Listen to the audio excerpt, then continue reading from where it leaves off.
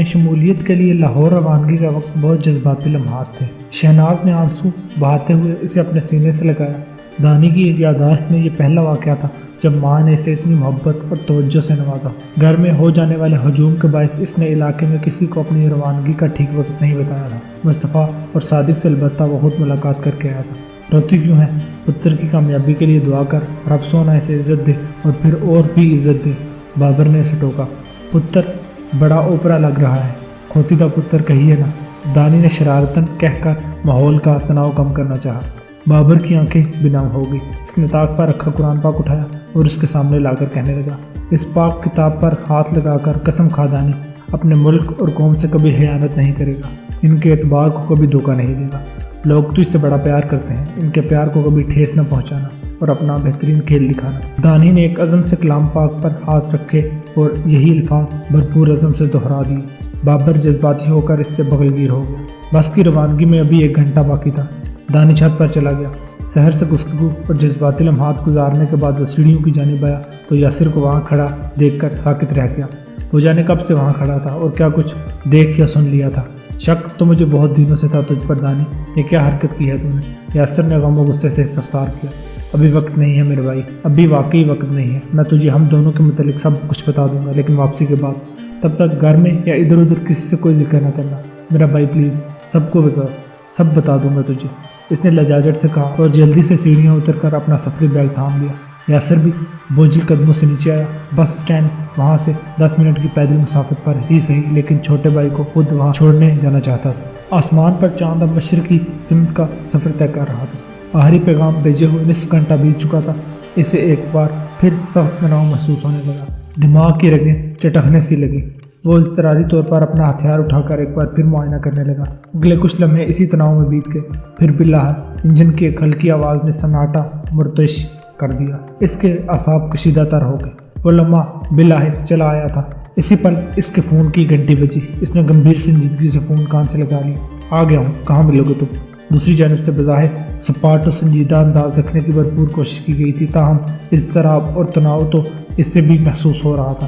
اس کے لبوں پر آسودہ سی مسکراہٹ رنگی۔ وہ درشتی سے بولا، مشرقی سمت میں چلے آؤ، 7ویں قبر تک آ کر رک جانا۔ کچھ دیر بعد قدموں کی چاپ نزدیک تر آ گئی۔ اس کی تباہی کا ذمہ دار اب بالکل سامنے کھڑا، آج بھی بہت پرسکون اور مطمئن دکھائی دے رہا تھا۔ اس نے نیلے رنگ کا کوٹ اور زرد رنگ کی شرٹ پہن رکھی تھی۔ بال خلاف معمول قدرے عام انداز میں بنائے گئے تھے، جس کے باعث پیشانی قدرے چوڑی محسوس ہو رہی تھی۔ ان بالوں میں اب سفیدی نمایاں دکھائی دینے لگی تھی۔ فرینچ کٹ سے اس کی شخصیت مزید باوقار محسوس ہو رہی تھی۔ ہاں بولو، اب کون سا سانپ نکالنا ہے تمہیں؟ نووارد کے بشرے سے حقارت اور تکبر جھلکتے دیکھ کر وہ شدید کڑواہٹ اور وحشت میں مبتلا ہو گیا۔ کیوں کیا تم نے میرے ساتھ ایسا؟ وہ چٹخ کر بولا، میں نے کچھ بھی نہیں کیا۔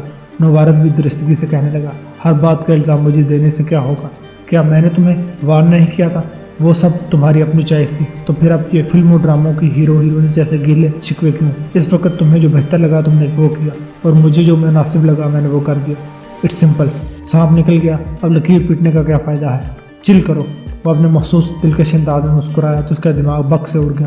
ماضی قریب کے وہ ہولناک اور ناگوشگوار مناظر پوری شدت سے اس پر حملہ آور ہوئے۔ وہ یکدم گویا یادوں کے چراغ سے روشن ہو گیا۔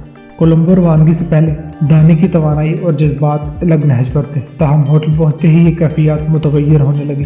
اسے ایک عجیب سا تناؤ اور پرمزگی محسوس ہونے لگی۔ ان کا پہلا میچ میزبان ٹیم کے خلاف چوتھے روز تھا۔ دانی نے بھرپور پریکٹس میں وقت گزارا، تاہم میٹنگ کے دوران اس کا دل یکدم بجھ گیا۔ وہ کوچ، کپتان اور کھلاڑیوں کی باہمی گفتگو سے یکسر بے نیاز ہو گیا۔ کسی سنکی مجسمے کی طرح بیٹھا ہلاؤں میں تکتا رہا۔ گفتگو کا ایک لفظ بھی اس کی سماعت میں نہ پڑا۔ اسے یہ اندازہ بھی نہ ہو سکا کمرے میں ایک ناخوشگوار بحث اپنے آغاز میں ہی دم توڑ گئی تھی۔ اس رات نیند آنکھوں سے دور تھی، اسے سحر کی یاد شدت سے ستا رہی۔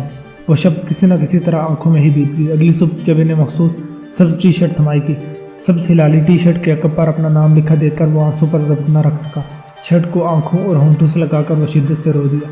اسی لمحے اسے اپنی زندگی کے وہ تلخ ایام بھی یاد آئے جب پہننے کے لیے کوئی کپڑا نہ ہوا کرتا تھا۔ وہ محض ایک مختصر نکر پہنے مختلف گراؤنڈ میں گھومتا تھا تاکہ بچوں کو کرکٹ کھیلتا دیکھ سکے۔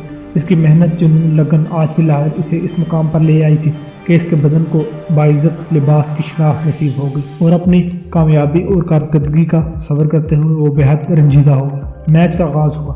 پاکستانی ٹیم نے حسب روایت ٹاس جیت کر پہلے بیٹنگ کی۔ دانی کو میچ کے آغاز میں ہی ٹیم کی غلطیوں کا احساس ہونے لگا۔ وہ قدرے سلو پچ تھی اور ٹیم نے اب 3 فاسٹ بالر کھلا دیے تھے، جبکہ دوسری جانب مقابل ٹیم اپنے بہترین اسپنر کے ساتھ میدان میں اتری ہوئی تھی۔ پاکستانی ٹیم ابتدائی میں ایسا لڑکھڑائی کہ بعد ازاں کپتان ہارون اور احمد علی کی ذمہ دارانہ اور ماہرانہ بیٹنگ بھی کوئی بڑا ہدف بنانے میں کامیاب نہ ہو سکی۔ دوسری اننگ کا آغاز بھی غیر متاثر کن تھا۔ فاسٹ بالرز کی جم کر دلائی ہوئی کھلاڑی اب واضح انتشار کا شکار معلوم ہوئے۔ فیلڈنگ میں ہونے والی بھی پے در پے غلطیوں نے اسکور رکنے کا نام ہی نہ دیا۔ شکست بڑے اہتمام سے بغلگیر ہوئی۔ دانی کا اضطراب ناقابل بیان تھا۔ اسے علم ہی کہاں تھا کہ یہ اضطراب اور تناؤ تو اب کسی ہمزاد کی طرح اس کے ساتھ ہی رہنے کے در پہ تھا۔ میزبان ٹیم کے خلاف یہ شکست ایسا امرت نہ تھی کہ میڈیا اور سوشل میڈیا خاموش رہ پاتا۔ اس کے ہاتھ تو چٹپٹا موضوع آ گیا تھا۔ کھلاڑیوں کی غلطیاں، بے پرواہیاں اور باڈی لینگویج اور کوئی گیم پلان نہ ہونے پر سابق کھلاڑی بھی ہم ٹھوک کر تنقید کرنے لگے۔ سوشل میڈیا تنقید میں ذاتیات پر اتر آیا تھا۔ T20 ٹورنامنٹ کے محبوب کھلاڑی اب انہیں زہر سے بھی بدتر لگنے لگے تھے۔ وہ اپنی ٹیم کو اگلے میچ کے لیے مفت مشوروں سے نوازنے لگے۔ اگلا میچ ایک قدرے کمزور لیکن جارحانہ مزاج ٹیم سے تھا۔ انہوں نے ٹاس جیت کر بیٹنگ کی اور آغاز میں تگنی کا نعت مچا دیا۔ نصف اننگز کے بعد ہارون وکٹس لینے اور ان پر دباؤ ڈالنے میں کامیاب ہو پایا، تاہم فیلڈنگ میں ہونے والی غلطیوں نے بقیہ باؤلرز کی محنت پر پانی پھیر دیا۔ اس کے بعد 160 رنز کے تعاقب میں بیٹنگ بری طرح لڑکھڑا گئی۔ دباؤ ایک بار پھر احمد علی اور ہارون پر ہی تھا۔ دانی ڈگ آؤٹ میں بیٹھا مسلسل زیر لب مناجات پڑھ رہا تھا۔ 18ویں اوور میں ہارون بھی بولڈ ہو گیا اور وہ اس قدر طیش میں تھا کہ ڈگ آؤٹ آتے ہی اپنا بلہ زور سے پٹھا اور دستانے اتار پھینک دیے۔ ایک دستانہ دانی کے چہرے پر لگا اور وہ جنجلا کر رہ گیا، تاہم کپتان کو کچھ کہہ بھی نہیں سکتا تھا۔ جبری خاموشی کے سوا کوئی چارہ نہیں تھا۔ اب سب کی نظریں احمد پر مرکوز تھی، جس نے آخری اوور کی 5ویں گیند پر چوکا لگا کر ٹیم کے لیے جیت کا کھاتا کھول دیا۔ اس فتح کے باوجود ٹیم پر تنقید کا بازار گرم تھا۔ ملک کے طول و عرض سے کھلاڑیوں کی کارکردگی پر بے پناہ سوالات اٹھ رہے تھے۔ ہر چینل ایک ہی راگ الاپتا نظر آ رہا تھا۔ ہر شخص خود کو کرکٹ کا ماہر سمجھ کر اپنی رائے سے نوازتا۔ فضل النائی کی دکان پر بھی اگلے روز کچھ ایسا ہی سما تھا۔ یہ اپنا دانی کیوں نہیں کھیل رہا بھائی؟ بشیر کہنے لگا۔ اسے کھلائیں گے تو کھیلے گا نا۔ یاسر بھی اس وقت وہی موجود تھا۔ آج جتنی گندی فیلڈنگ اپنا دانی ہوتا تو کبھی اتنا سکور نہ ہونے دیتا۔ فضلو نے اپنی ماہرانہ رائے دی۔ اب اگلے میچ میں پتہ نہیں کیا ہوگا، ٹورنامنٹ چاہے ہار جائیں لیکن یہ میچ جیت جائے بس کسی بھی طرح۔ بشیر سخت مضطرب تھا۔ میرا دل کہتا ہے دانی یہ میچ ضرور کھیلے گا، پاکستان جیتے گا۔ یاسر نے عزم سے جواب دیا۔ اگر ایسا ہے تو میں سب کو موتی چور کے لڈو کھلاؤں گا، جبرن جیرا حلوائی کہنے لگا، اور میں اس دن سب کی مفت شیو کروں گا۔ فضلو نے بھی تان لگائی۔ میں بھی اللہ کے نام پر دیکھ بانٹوں گا۔ یاسر نے اپنے دل میں عزم کیا۔ اسے شدت سے اپنے بھائی کا خواب مکمل ہونے کی تمنا تھی۔ یہ تبصرے خواہشات شہر کی سماعت میں بھی پڑھ رہے تھے۔ دانی کی کامیابی کے لیے اس نے دعائیں شدید تر کر دی تھی۔ روایتی حریف سے میچ سے ایک رات قبل دانی پلینگ 11 میں شامل ہونے کا اندیہ ملا تو وہ سخت بے یقینی کا شکار نظر آنے لگا۔ نظریں ہلاؤ میں مرکوز ساکت تھی۔ میں تمہاری فیلنگ سمجھ رہا ہوں۔ جب میں نے پہلا میچ کھیلا تھا تو ایسے ہی ہونک بن گیا تھا۔ تمہارے لیے اور بھی ٹف ٹائم ہے، پہلا میچ اور وہ بھی اس ٹیم کے خلاف جس کے ساتھ ہم 11 کھلاڑی نہیں بلکہ دونوں جانب کے 1 ارب سے زیادہ عوام بھی کھیلتے ہیں۔ ہارون نے اپنے مخصوص اکھڑ انداز میں کہا اور ایک توقف کے بعد بولا، میرا مشورہ مانو تو کوئی نیند کی گولی لے کر سو جاؤ۔ آج ہر کوئی ایسا ہی کرے گا ورنہ نیند کسی کو بھی نہیں آئے گی۔ دانی کو اس لمحہ اور سخت دباؤ اور تناؤ کا شکار نظر آیا تھا۔ خود اسے بھی سکون اور نیند کی طلب بے حال کیے ہوئے تھے۔ اسے رتی بھر بھی اندازہ نہیں تھا کہ سکون، نیند اور اطمینان اس سے دائمی طور پر رخصت ہونے والے ہیں۔ دنیائی کرکٹ کی نگاہیں پاکستان اور روایتی حریف کے میچ پر مرکوز تھے۔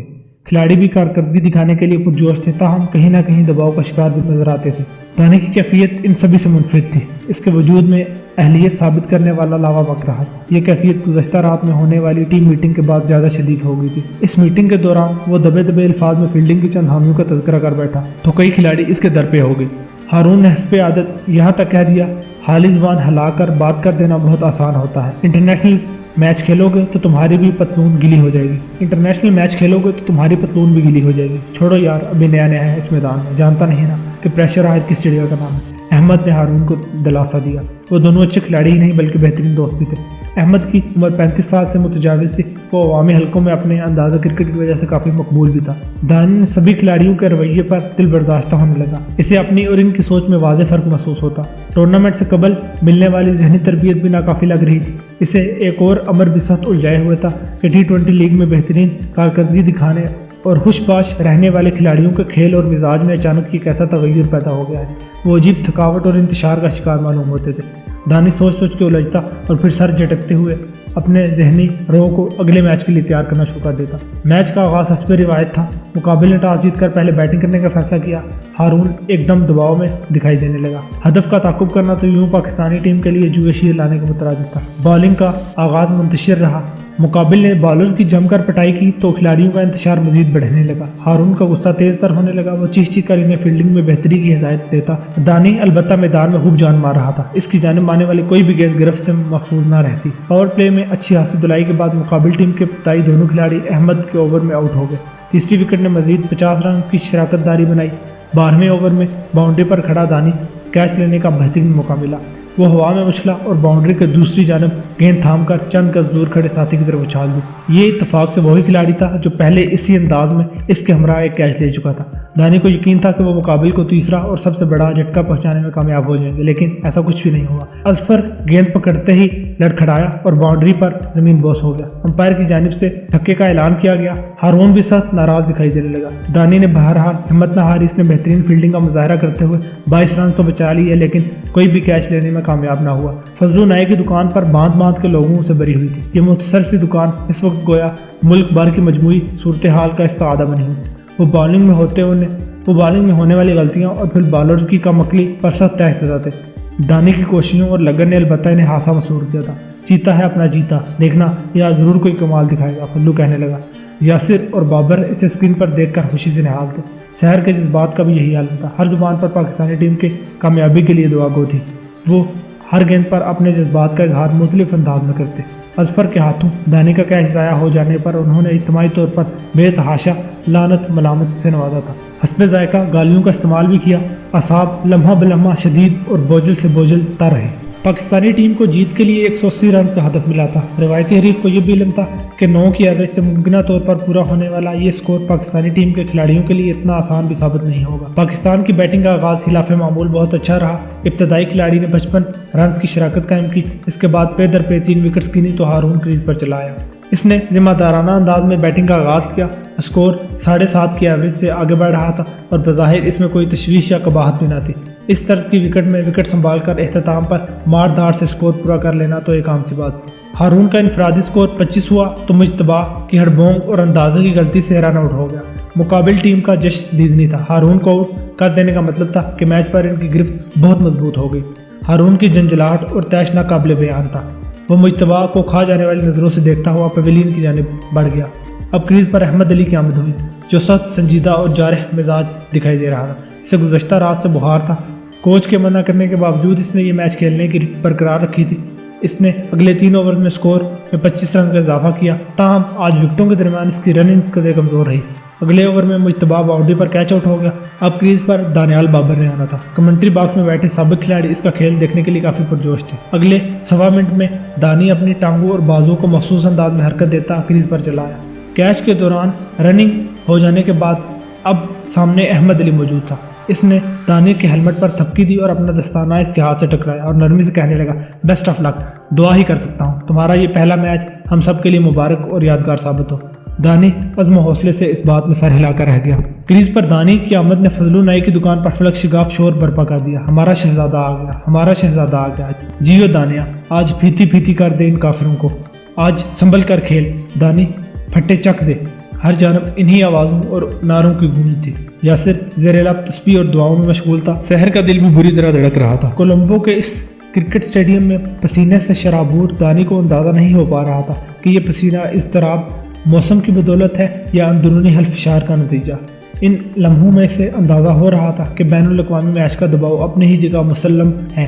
اس دباؤ سے قطع نظر وہ کافی ذمہ دارانہ انداز میں کھیل جاری رکھے ہوئے تھا۔ قسمت ان کے حوصلے سے مختلف انداز میں آزما رہی تھی۔ کچھ ہی لمحوں بعد احمد کو ٹانگ میں تکلیف کی وجہ سے پیویلین لوٹنا پڑا۔ دانیال نے دانش مندی سے وکٹ سنبھالے رکھی اور سکور میں بھی ہاتھ رہا اضافہ کرتا رہا، لیکن وہ دوسرے اینڈ سے وکٹیں ہزار سیدھا پتوں کی طرح سے گرتے نہ روک سکا۔ مجموعاً 140 تک پہنچتے ہی 8 کھلاڑی آؤٹ ہو چکے تھے۔ دانی کا دل بے طرح ڈولنے لگا، تاہم احمد کو گراؤنڈ میں واپس آتے دیکھ کر وہ قدرے توانا محسوس کرنے لگا۔ احمد نے صورتحال کی نزاکت دیکھ کر محتاط انداز میں کھیلنے کا آغاز کیا۔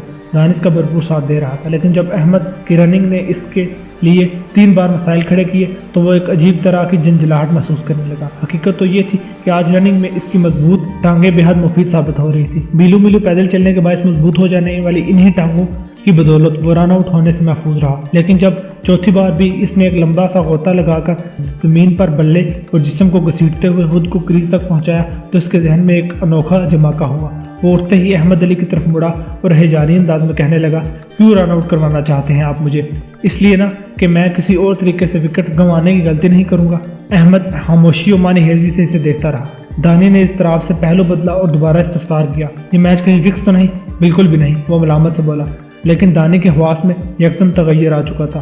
بصارت سے گویا چند پردے قدرت نے اسے از خود ہی ہٹا دیے تھے۔ یہ میچ فکس نہیں تھا، بلکہ ٹورنامنٹ ہی بدترین انداز میں ہارنے کی نیت سے کھیلا جا رہا تھا۔ اس سے پہلے میچ سے قبل میٹنگ کی ناخوشگوار بحث کے چند فکرے یاد آئے۔ پھر گزشتہ دنوں میں احمد علی کی مختلف کھلاڑیوں سے بات چیت، ان سے وقت گزاری تصور میں اجاگر ہوئی۔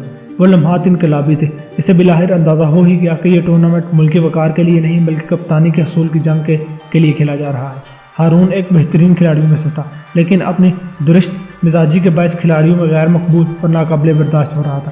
دوسری جانب احمد کی نرم مزاجی اور عوامی مقبولیت میں بالکل کوئی شائبہ نہیں تھا۔ احمد کئی برسوں سے ٹیم کا اہم حصہ تھا۔ ماضی میں ایک بار کپتانی سنبھالنے پر وہ ہر طرح کامیابیاں نہیں سمیٹ سکا تھا۔ گزشتہ کچھ عرصے سے خود سے کم عمر کھلاڑیوں کے ماتحت کھیلنا اس کے لیے ناقابل برداشت ہو چکا تھا۔ اب وہ کپتانی خود حاصل کرنا چاہتا تھا اور نصف ٹیم پس پردہ اس کا بہت ساتھ دے رہی تھی۔ بہت غلط کر رہے ہیں آپ لوگ، بہت غلط۔ کروڑوں افراد کی امیدیں اور دل ٹوٹ جائیں گے، وہ اپنا سر جھٹکتے ہوئے بولا۔ تو ایسا پہلی دفعہ تو نہیں ہوگا نا، عادی ہیں سب، 2-4 دن شور مچے گا پھر سب خود ہی سیٹ ہو جائے گی۔ عقل مندی کرو تم بھی، سمجھے؟ احمد نے اسے تنبیہ کی۔ دانی کریز پر چھل کھڑا تھا۔ اس کی تقدیر اسے ایک عجب دوراہے پر لے آئی تھی۔ خوابوں کی تکمیل اب صرف کچھ ہی لمحوں کی مسافت پر تھی، لیکن قدم نادیدہ بیڑیوں نے جکڑ لی۔ اسے نورپور میں قرآن پر ہاتھ رکھے کھائی وہ قسم یاد آ گئی۔ اہلیان علاقہ کا جوش و جذبہ یاد آیا۔ شہر کا ریشمی لمس اور جادوئی سرگوشیاں یاد آئیں۔ ان سب کے عوض اپنی نیت میں فطور لانا سراسر خسارہ تھا۔